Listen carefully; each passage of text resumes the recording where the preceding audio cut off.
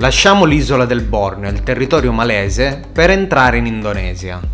Arcipelago vulcanico composto da più di 18.000 isole. È il quarto paese più popoloso al mondo dopo Cina, India e Stati Uniti d'America. 275 milioni di persone, di cui il 95% di religione musulmana. Alla dogana in entrata bisognerà pagare un visto di circa 30 euro a testa ed esibire un ciclo vaccinale completo contro il Covid. Atterriamo all'aeroporto di Yogyakarta, città della Giava centrale, durante un diluvio di dimensioni bibliche. La moneta utilizzata è la rupia indonesiana, che con il suo bassissimo valore renderà impossibile i nostri calcoli di cambio. Pensate che servono circa 15.000 rupie indonesiane per raggiungere il valore di un solo euro. Andiamo a dare un'occhiata a Malioboro Street, l'arteria vitale di Yogyakarta. Eccoci finalmente Malioboro Street. Delirio, delirio! L'Asia che ci piace, quella che è festaiola. Lungo la via potrete prendere un andong, caratteristica carrozza trainata da cavalli. Ma ricordatevi di trattare sul prezzo, siamo in Indonesia ed un piatto di riso o una zuppa di noodles costa sui 10.000 rupie, ovvero 80 centesimi circa. Locali, ristoranti, i classici warung dello street food, alberghi e attività commerciali di ogni tipo, negozi di batik, supermercati, tantissime bancarelle di vestiti e centri commerciali. Praticamente si può trovare di tutto qui. Volevi dire quasi di tutto. Ti sei dimenticata che è praticamente impossibile trovare una birra? Il cibo più diffuso a Malioboro sono i satai, spiedini di qualsiasi tipo che vengono consumati direttamente a terra, su delle stuoie o tappeti stirati lungo i marciapiedi. Siete portati a mangiare, Che si mangia? Da cazzo. Non si mangia un cazzo.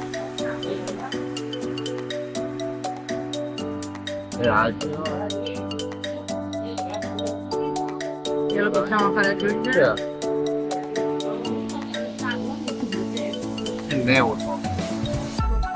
Da occidentale, camminando per strade in Indonesia, c'è quella sensazione di essere leggermente osservati e preparatevi a fare centinaia di selfie con le persone del posto.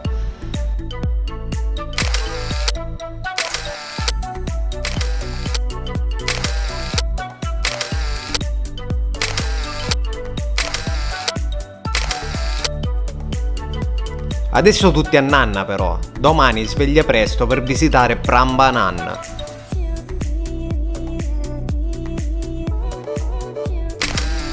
La colazione dei campioni. A soli 25 minuti da Yogyakarta si trova uno dei complessi templari più importanti ed affascinanti di tutto il sud-est asiatico, il Prambanan. È il complesso templare indù più importante di Indonesia e risale al IX secolo circa.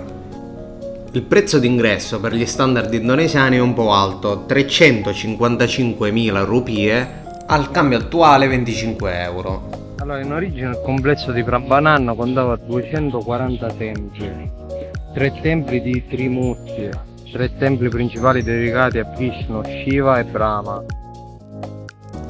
Il tempio principale è quello di Shiva, oltre ad essere il più grande è anche il più decorato e bello. La guglia centrale misura 47 metri d'altezza.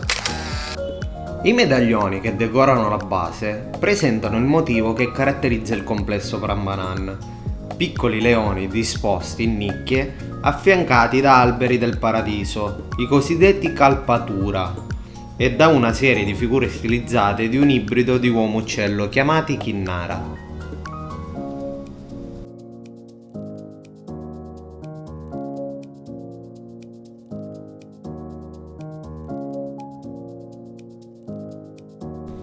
I bassorilievi che decorano la parete interna del tempio sono scene tratte dal Ramayana, uno dei testi più importanti della filosofia induista.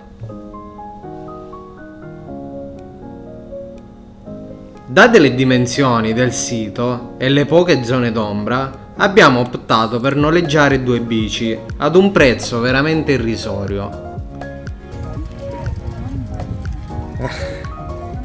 Ci siamo?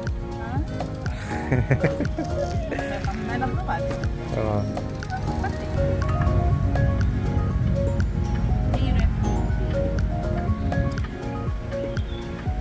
Ah, per fortuna c'è un po' d'aria, eh? Templietto Candibubra.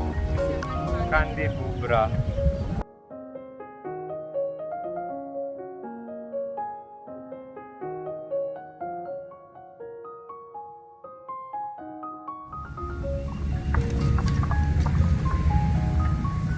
Eccolo il Cebu Temple.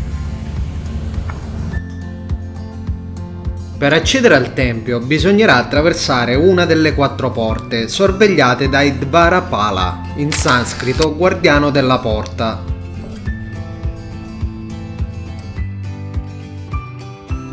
Sevu Kandi è il più grande tempio buddista del complesso di Prambanan. Si trova a circa ad 1 chilometro a nord del tempio di Shiva.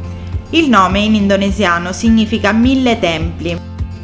Originariamente il sito contava 249 edifici, disposti secondo uno schema mandala, ovvero l'incarnazione dell'universo nella cosmologia buddista Mahayana.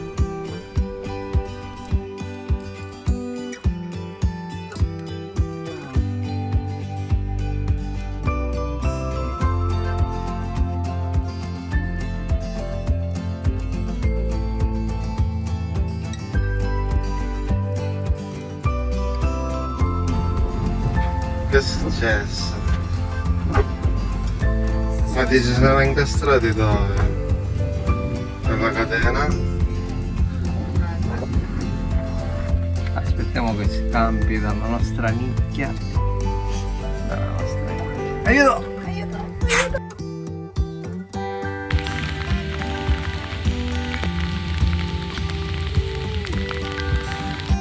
Purtroppo, nella maggior parte delle attrazioni turistiche in Indonesia si trovano animali in cattività e questo non ci piace. All'uscita del complesso templare, sotto un temporale tropicale, ci siamo trovati in un labirinto di bancarelle e negozietti di ogni tipo, dal quale è stato difficilissimo uscire.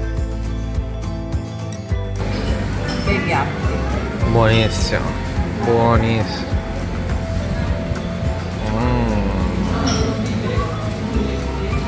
Infatti si chiamano yummy.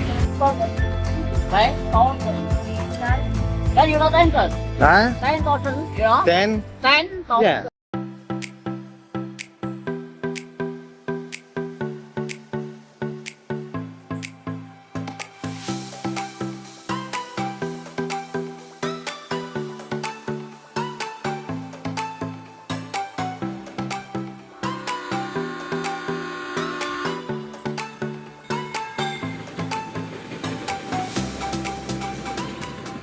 Se volete continuare a viaggiare con noi, iscrivetevi al canale, cliccate mi piace e commentate i nostri video. Ciao!